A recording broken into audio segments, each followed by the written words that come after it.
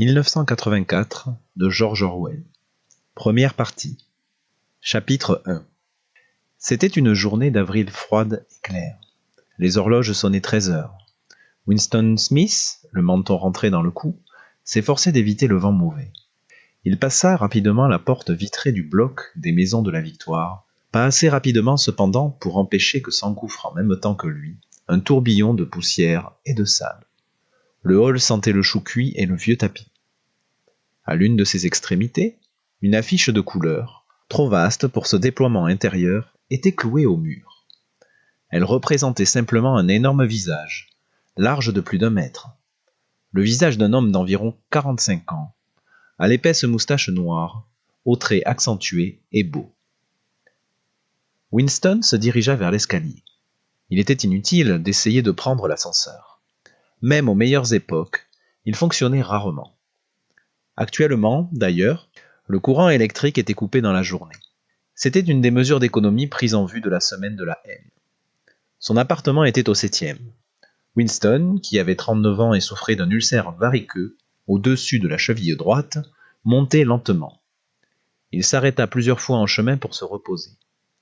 À chaque palier, sur une affiche collée au mur, face à la cage de l'ascenseur, l'énorme visage vous fixait du regard. C'était un de ces portraits arrangés de telle sorte que les yeux semblent suivre celui qui passe. Une légende, sous le portrait, disait « Big Brother vous regarde ». À l'intérieur de l'appartement de Winston, une voix sucrée faisait entendre une série de nombres qui avaient trait à la production de la fonte. La voix provenait d'une plaque de métal oblongue, miroir terne encastré dans le mur de droite. Winston tourna un bouton et la voix diminua de volume, mais les mots étaient encore distincts. Le son de l'appareil, du télécran comme on disait, pouvait être assourdi, mais il n'y avait aucun moyen de l'éteindre complètement. Winston se dirigea vers la fenêtre. Il était de stature frêle, plutôt petite, et sa maigreur était soulignée par la combinaison bleue, uniforme du parti. Il avait les cheveux très blonds, le visage naturellement sanguin, la peau durcie par le savon grossier, les lames de rasoir émoussées et le froid de l'hiver qui venait de prendre fin. Au dehors, même à travers le carreau de la fenêtre fermée, le monde paraissait froid. Dans la rue, de petits remous de vent faisaient tourner en spirale la poussière et le papier déchiré. Bien que le soleil brillât et que le ciel fût d'un bleu dur, tout semblait décoloré, hormis les affiches collées partout. De tous les carrefours importants, le visage à la moustache noire vous fixait du regard. Il y en avait un sur le mur d'en face. « Big Brother vous regarde », répétait la légende, tandis que le regard des yeux noirs pénétrait les yeux de Winston. Au niveau de la rue, une autre affiche, dont un angle était déchiré, battait par à-coups dans le vent, couvrant et découvrant alternativement un seul mot. Ang Sok. Au loin, un hélicoptère glissa entre les toits, plana un moment, telle une mouche bleue, puis repartit comme une flèche dans un vol courbe.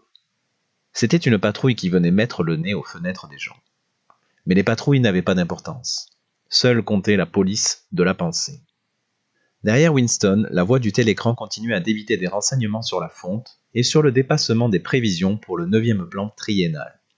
Le télécran recevait et transmettait simultanément. Il captait tous les sons émis par Winston au-dessus d'un chuchotement très bas.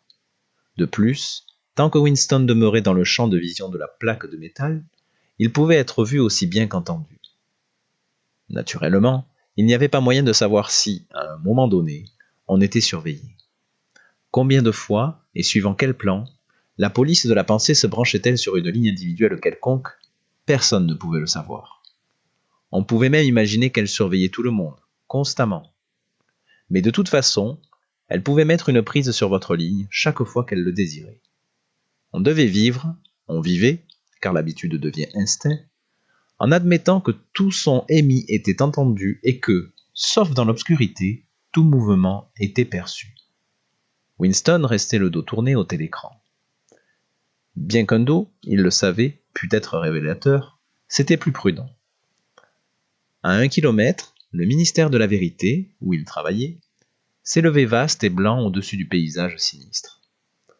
Voilà Londres, pensa-t-il avec une sorte de vague dégoût.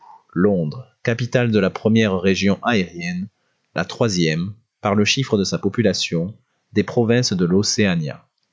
Il essaya d'extraire de sa mémoire quelques souvenirs d'enfance qui lui indiqueraient si Londres avait toujours été tout à fait comme il la voyait. Y avait-il toujours eu ces perspectives de maisons du XIXe siècle en ruine, ces murs étayés par des poutres, ce carton aux fenêtres pour remplacer les vitres, ces toits plâtrés de tôle ondulée, ces clôtures de jardin délabrées et penchées dans tous les sens? Y avait-il eu toujours ces emplacements bombardés où la poussière de plâtre tourbillonnait, où l'épilobe grimpait sur des monceaux de décombres, et ces endroits où les bombes avaient dégagé un espace plus large et où avaient jailli de sordides colonies d'habitacles, en bois semblables à des cabanes à lapins? Mais c'était inutile. Winston n'arrivait pas à se souvenir. Rien ne lui restait de son enfance, hors une série de tableaux brillamment éclairés, sans arrière-plan et absolument inintelligibles. Le ministère de la Vérité, Minivé en novlangue, frappé par sa différence avec les objets environnants. C'était une gigantesque construction pyramidale de béton d'un blanc éclatant. Elle étageait ses terrasses jusqu'à 300 mètres de hauteur. De son poste d'observation, Winston pouvait encore déchiffrer sur la façade l'inscription artistique des 3 slogans du parti. La guerre, c'est la paix. La liberté, c'est l'esclavage. L'ignorance, c'est la force. Le ministère de la Vérité comprenait, disait-on, 3000 pièces au-dessus du niveau du sol, et des ramifications souterraines correspondantes. Disséminées dans Londres, il n'y avait que 3 autres constructions d'apparence et de dimensions analogues. Elles écrasaient si complètement l'architecture environnante que, du toit du bloc de la Victoire, on pouvait les voir toutes les 4 simultanément. C'étaient les locaux des 4 ministères entre lesquels se partageait la totalité de l'appareil gouvernemental. Le ministère de la Vérité, qui s'occupait des divertissements, de l'information, de l'éducation et des beaux-arts. Le ministère de la Paix, qui s'occupait de la guerre. Le ministère de l'Amour, qui veillait au respect de la loi et de l'ordre. Le ministère de l'Abondance, qui était responsable des affaires économiques. Leurs noms, en novlangue, étaient Mini-Vert, Mini-Pax, Mini-Amour, Mini-Plein. Le ministère de l'Amour était le seul réellement effrayant. Il n'avait aucune fenêtre. Winston n'y était jamais entré et ne s'en était même jamais trouvé à moins d'1 kilomètre. C'était un endroit où il était impossible de pénétrer, sauf pour affaires officielles, et on n'y arrivait qu'à travers un labyrinthe de barbelés enchevêtrés, de portes d'acier, de nids de mitrailleuses dissimulés. Même les rues qui menaient aux barrières extérieures étaient parcourues par des gardes en uniforme noir, à face de gorille, armés de matraques articulées. Winston fit brusquement demi-tour. Il avait fixé sur ses traits l'expression de tranquille optimisme qu'il était prudent de montrer quand on était en face du télécran. Il traversa la pièce pour aller à la minuscule cuisine. En laissant le ministère à cette heure, il avait sacrifié son repas de la cantine. Il n'ignorait pas qu'il n'y avait pas de nourriture à la cuisine, sauf un quignon de pain noirâtre qu'il devait garder pour le petit déjeuner du lendemain. Il prit sur l'étagère une bouteille d'un liquide incolore qui portait une étiquette blanche où s'inscrivaient clairement les mots « Gin de la Victoire ». Le liquide répandait une odeur huileuse, écœurante, comme celle de l'eau-de-vie de riz des Chinois. Winston en versa presque une pleine tasse, s'arma de courage pour supporter le choc et avala le gin comme une médecine. Instantanément, son visage devint écarlate et des larmes lui sortirent des yeux. Le breuvage était comme de l'acide nitrique et, de plus, on avait en l'avalant la sensation d'être frappé à la nuque par une trique de caoutchouc. La minute d'après, cependant, la brûlure de son estomac avait disparu et le monde commença à lui paraître plus agréable. Il prit une cigarette dans un paquet froissé marqué « Cigarette de la Victoire » et, imprudemment, la tint verticalement, ce qui fit tomber le tabac sur le parquet. Il fut plus heureux avec la cigarette suivante. Il retourna dans le living room et s'assit à une table qui se trouvait à gauche du télécran. Il sortit du tiroir un porte-plume, un flacon d'encre, un in-quarto épais et vierge, au dos rouge et à la couverture marbrée. Le télécran du living room était, pour une raison quelconque, placé en un endroit inhabituel. Au lieu de se trouver, comme il était normal, dans le mur du fond où il aurait commandé toute la pièce, il était dans le mur plus long, qui faisait face à la fenêtre. Sur un de ses côtés, là où Winston était assis, il y avait une alcôve peu profonde qui, lorsque les appartements avaient été aménagés, était probablement destinée à recevoir des rayons de bibliothèque. Quand il s'asseyait dans l'alcôve, bien en arrière, Winston pouvait se maintenir en dehors du champ de vision du télécran. Il pouvait être entendu, bien sûr, Mais aussi longtemps qu'il demeurait dans sa position actuelle, il ne pourrait être vu. C'était l'aménagement particulier de la pièce qui avait en partie fait naître en lui l'idée de ce qu'il allait maintenant entreprendre. Mais cette idée lui avait aussi été suggérée par l'album qu'il venait de prendre dans le tiroir. C'était un livre spécialement beau. Son papier crémeux et lisse, un peu jauni par le temps, était d'une qualité qui n'était plus fabriquée depuis 40 ans au moins. Winston estimait cependant que le livre était beaucoup plus vieux que cela. Il l'avait vu traîner à la vitrine d'un bric-à-brac moisissant, dans un sordide quartier de la ville. Lequel exactement il ne s'en souvenait pas, et avait immédiatement été saisi du désir irrésistible de le posséder. Les membres du parti, normalement, ne devaient pas entrer dans les boutiques ordinaires. Cela s'appelait acheter au marché libre. Mais la règle n'était pas strictement observée, car il y avait différents articles, tels que les lacets de souliers, les lames de rasoir, sur lesquels il était impossible de mettre la main autrement. Il avait d'un rapide coup d'œil parcouru la rue du haut en bas, puis s'était glissé dans la boutique et avait acheté le livre $2,50. Il n'avait pas conscience, à ce moment-là, que son désir impliquait un but déterminé. Comme un criminel, il avait emporté dans sa serviette ce livre qui, même sans aucun contexte, était compromettant. Ce qu'il allait commencer, c'était son journal. Ce n'était pas illégal. Rien n'était illégal puisqu'il n'y avait plus de loi. Mais s'il était découvert, il serait sans aucun doute puni de mort ou de 25 ans au moins de travaux forcés dans un camp. Winston adapta une plume au porte-plume et la suça pour en enlever la graisse. Une plume était un article archaïque, rarement employé, même pour les signatures. Il s'en était procuré une, furtivement et avec quelques difficultés, simplement parce qu'il avait le sentiment que le beau papier crémeux appelait le tracé d'une réelle plume plutôt que les éraflures d'un crayon à encre.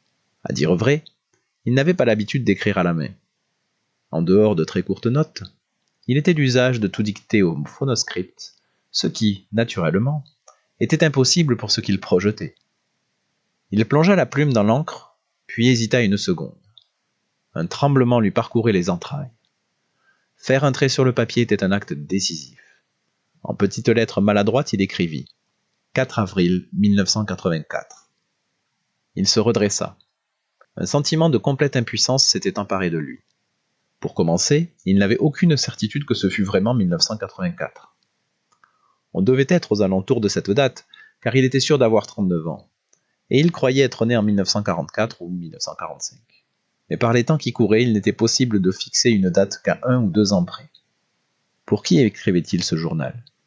Cette question, brusquement, s'imposa à lui. Pour l'avenir ? Pour des gens qui n'étaient pas nés ? Son esprit erra un moment autour de la date approximative écrite sur la page, puis bondit sur un mot novlangue. Double pensée. Pour la première fois, l'ampleur de son emprise lui apparut. Comment communiquer avec l'avenir ? C'était impossible intrinsèquement. Ou l'avenir ressemblait au présent, et on ne l'écouterait pas, ou il serait différent, et son enseignement, dans ce cas, n'aurait aucun sens. Pendant un moment, il fixa stupidement le papier. L'émission du téléécran s'était changée en une stridente musique militaire. Winston semblait non seulement avoir perdu le pouvoir de s'exprimer, mais avoir même oublié ce qu'il avait d'abord eu l'intention de dire. Depuis des semaines, il se préparait à ce moment et il ne lui était jamais venu à l'esprit que ce dont il aurait besoin, c'était de courage. Écrire était facile. Tout ce qu'il avait à faire, c'était transcrire l'interminable monologue ininterrompu qui, littéralement depuis des années, se poursuivait dans son cerveau. En ce moment, cependant, même le monologue s'était arrêté. Par-dessus le marché, son ulcère variqueux commençait à le démanger d'une façon insupportable. Il n'osait pas le gratter car l'ulcère s'enflammait toujours lorsqu'il y touchait. Les secondes passaient. Winston n'était conscient que du vide de la page qui était devant lui, de la démangeaison de sa peau au-dessus de la cheville, du beuglement de la musique et de la légère ivresse provoquée par le digne. Il se mit soudain à écrire, dans une véritable panique, imparfaitement conscient de ce qu'il couchait sur le papier. Minuscule quoique enfantine, son écriture montait et descendait sur la page, abandonnant d'abord les majuscules, finalement même les points. 4 avril 1984. Hier, soirée au ciné. Rien que des films de guerre. Un très bon film montrait un navire plein de réfugiés, bombardé quelque part dans la Méditerranée. Auditoire très amusé par les tentatives d'un gros homme gras qui essayait d'échapper en nageant à la poursuite d'un hélicoptère. On le voyait d'abord se vautrer dans l'eau comme un marsouin. Puis on l'apercevait à travers le viseur du canon de l'hélicoptère. Il était ensuite criblé de trous et la mer devenait rose autour de lui.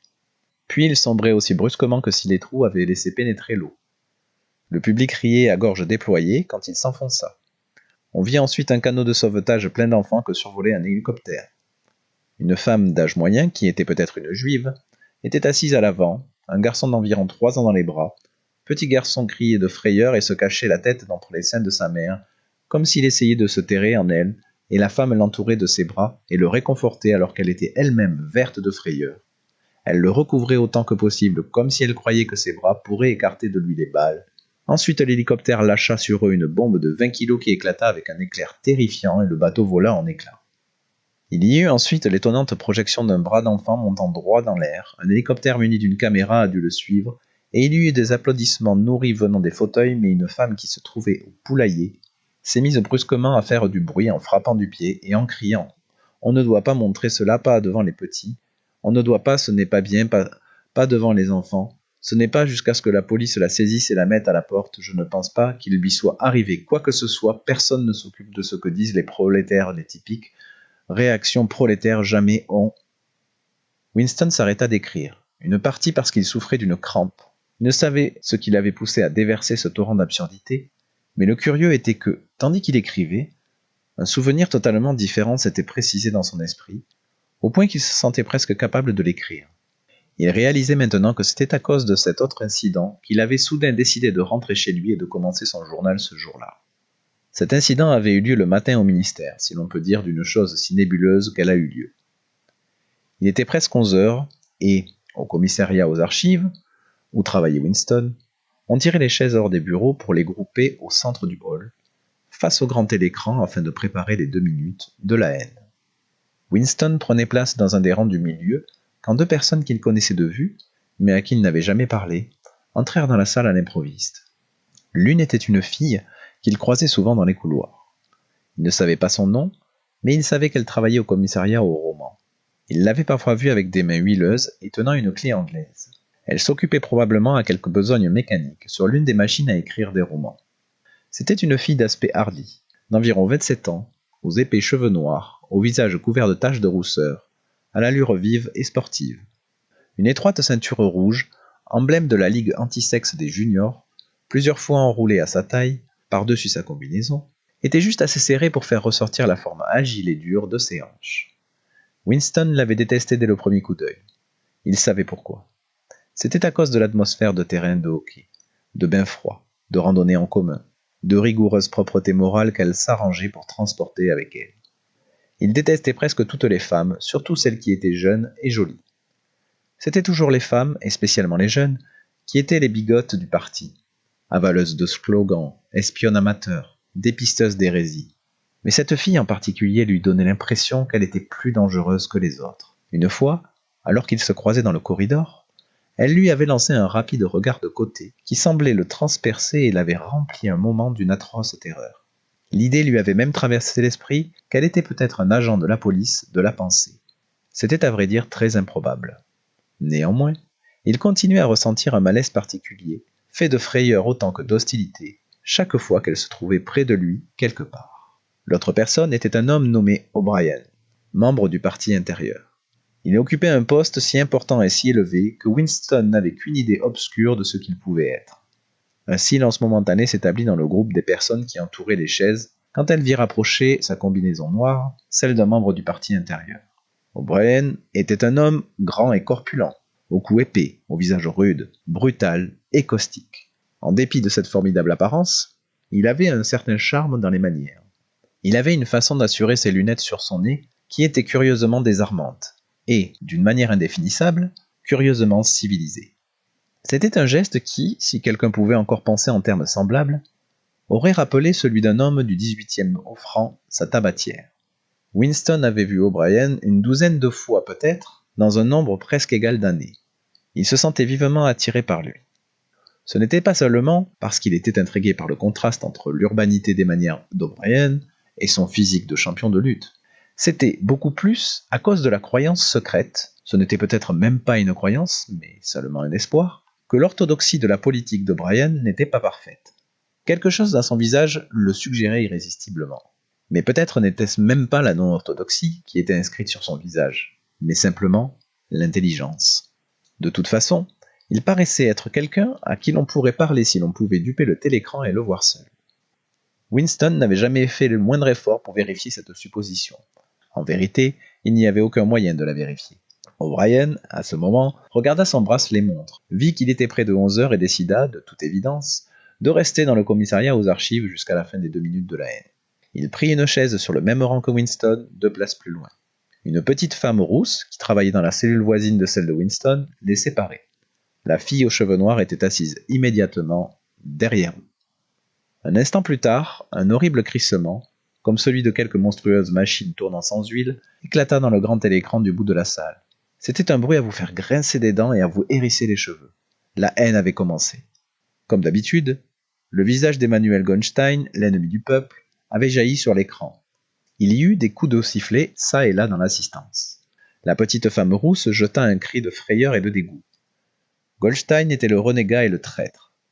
Il y avait longtemps, combien de temps personne ne le savait exactement, il avait été l'un des meneurs du parti presque au même titre que Big Brother lui-même. Il s'était engagé dans une activité contre-révolutionnaire, avait été condamné à mort, s'était mystérieusement échappé et avait disparu. Le programme des 2 minutes de la haine variait d'un jour à l'autre, mais il n'y en avait pas dans lequel Goldstein ne fût pas la principale figure. Il était le traître fondamental, le premier profanateur de la pureté du parti. Tous les crimes subséquents contre le parti, trahison, actes de sabotage, hérésie, déviation, jaillissaient directement de son enseignement. Quelque part, on ne savait tout, il vivait encore et ourdissait des conspirations. Peut-être au-delà des mers, sous la protection des maîtres étrangers qui le payaient. Peut-être, comme on le murmurait parfois, dans l'Océania même, en quelques lieux secrets. Le diaphragme de Winston s'était contracté. Il ne pouvait voir le visage de Goldstein sans éprouver un pénible mélange d'émotions. C'était un mince visage de juif, largement auréolé de cheveux blancs vaporeux, qui portait une barbiche en forme de bouc, un visage intelligent, et pourtant méprisable par quelque chose qui lui était propre, avec une sorte de sottise sénile dans le long des minces sur lequel, près de l'extrémité, était perchée une paire de lunettes. Ce visage ressemblait à celui d'un mouton, et la voix, elle aussi, était du genre bêlant. Goldstein débitait sa venimeuse attaque habituelle contre les doctrines du parti. Une attaque si exagérée et si perverse qu'un enfant aurait pu la percer à jour, et cependant juste assez plausible pour remplir chacun de la crainte que d'autres, moins bien équilibrés, pussent s'y laisser prendre. Goldstein insultait Big Brother, dénonçait la dictature du parti, exigeait l'immédiate conclusion de la paix avec l'Eurasia, défendait la liberté de parler, la liberté de la presse, la liberté de réunion, la liberté de penser. Il criait hystériquement que la révolution avait été trahie, et cela en un rapide discours polysyllabique, qui était une parodie du style habituel des orateurs du parti, et comprenait même des mots novlangues, plus de mots novlangues même qu'aucun orateur du parti n'aurait normalement employé dans la vie réelle.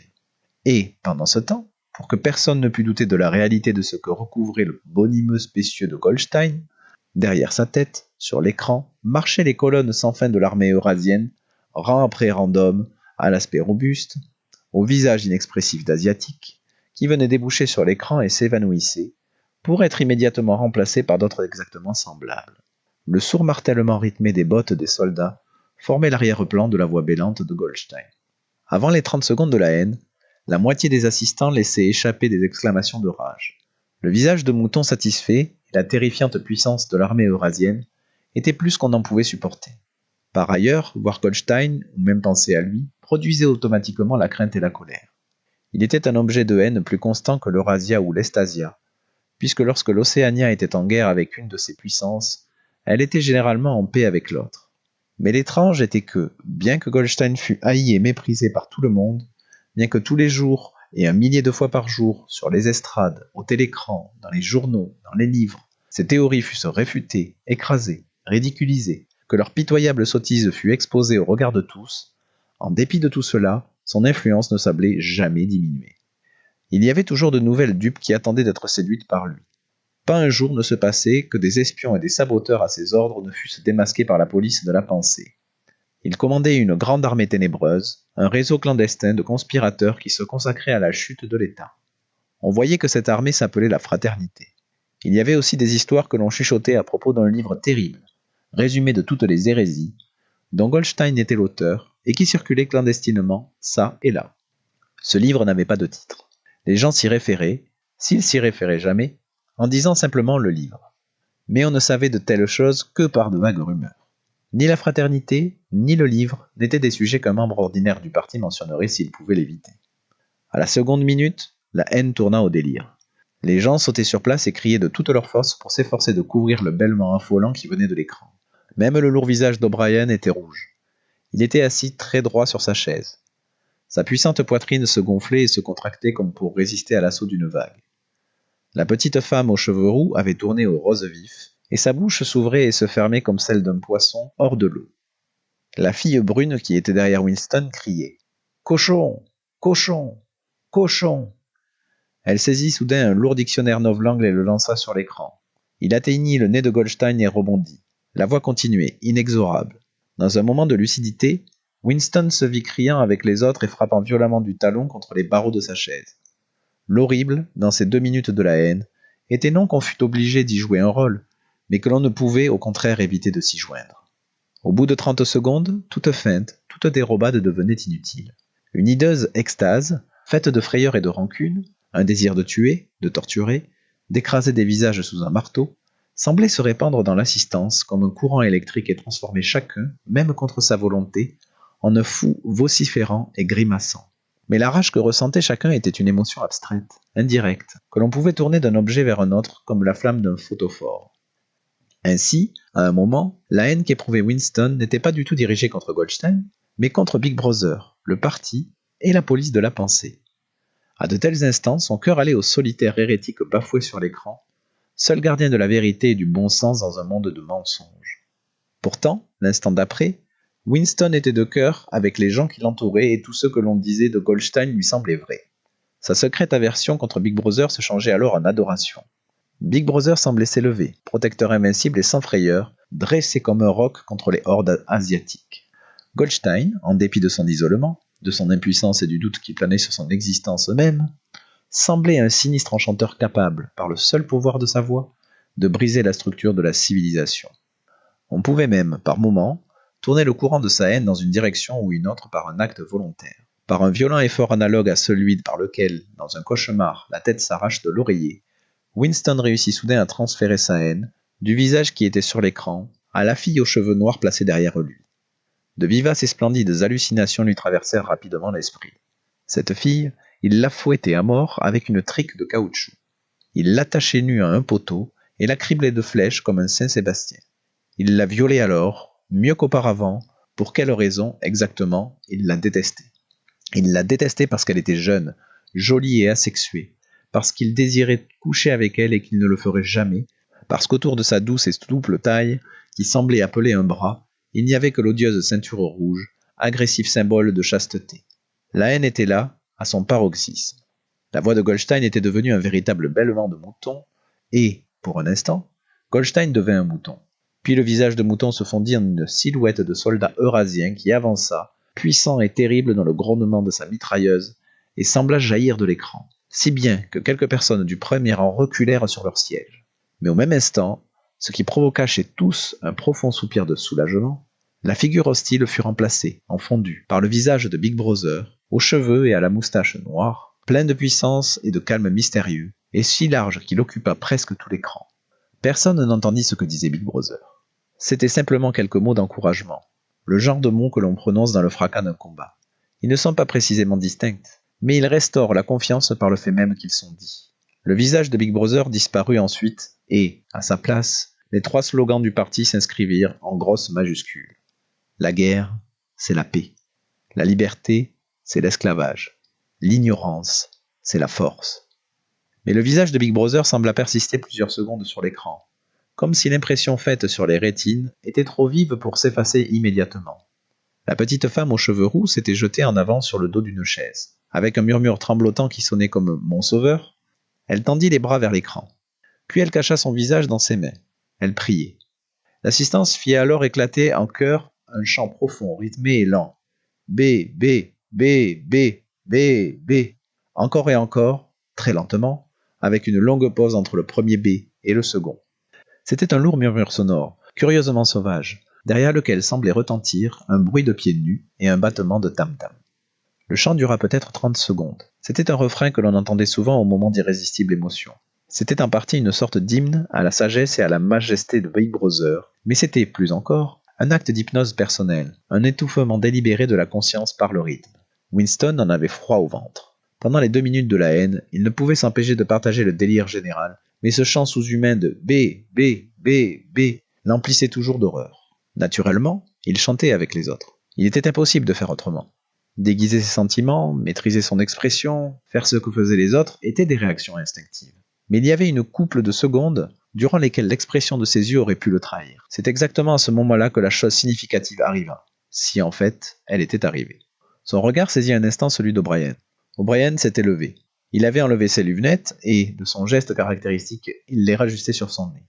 Mais il y eut une fraction de seconde pendant laquelle leurs yeux se rencontrèrent. Et dans ce laps de temps, Winston sut, il en eut l'absolue certitude, qu'O'Brien pensait la même chose que lui.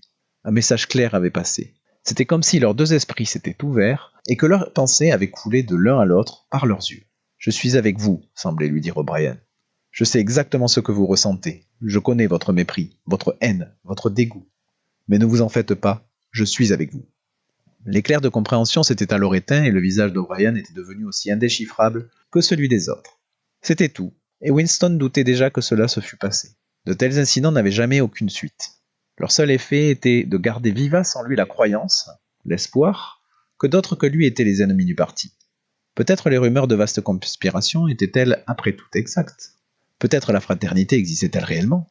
Il était impossible, en dépit des innombrables arrestations, confessions et exécutions, d'être sûr que la fraternité n'était pas simplement un mythe.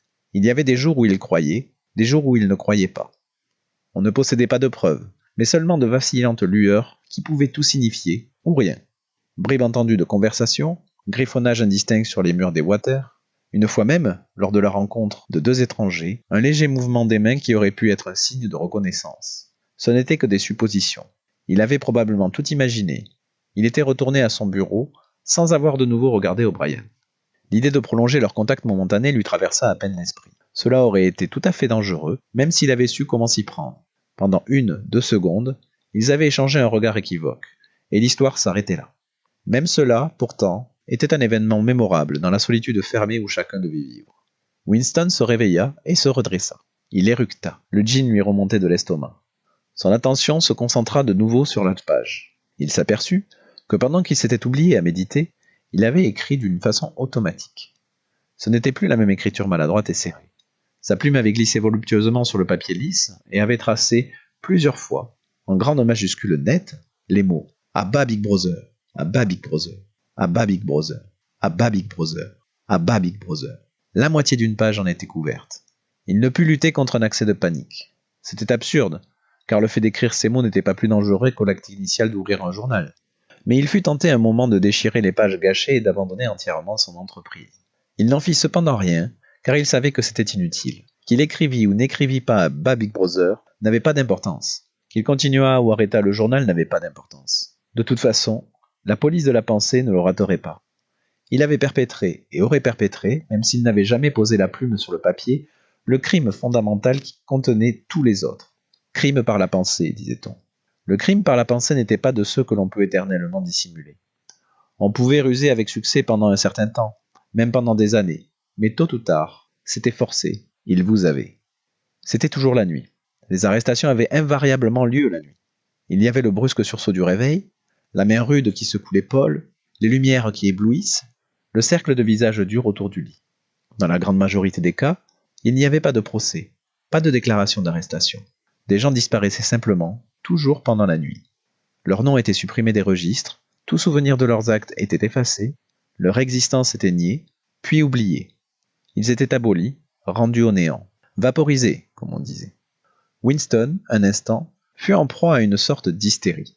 Il se mit à écrire en un gribouillage rapide et désordonné. Ils me fusilleront, ça m'est égal. Ils me troueront la nuque, cela m'est égal. À bas Big Brother. Ils visent toujours la nuque, cela m'est égal. À bas Big Brother. Il se renversa sur sa chaise, légèrement honteux de lui-même, et déposa son porte-plume. Puis, il sursauta violemment. On frappait à la porte. Déjà ? Il resta assis, immobile comme une souris, dans l'espoir futile que le visiteur, quel qu'il fût, s'en irait après un seul appel. Mais non. Le bruit se répéta. Le pire serait de faire attendre. Son cœur battait à se rompre, mais son visage, grâce à une longue habitude, était probablement sans expression. Il se leva, et se dirigea lourdement vers la porte.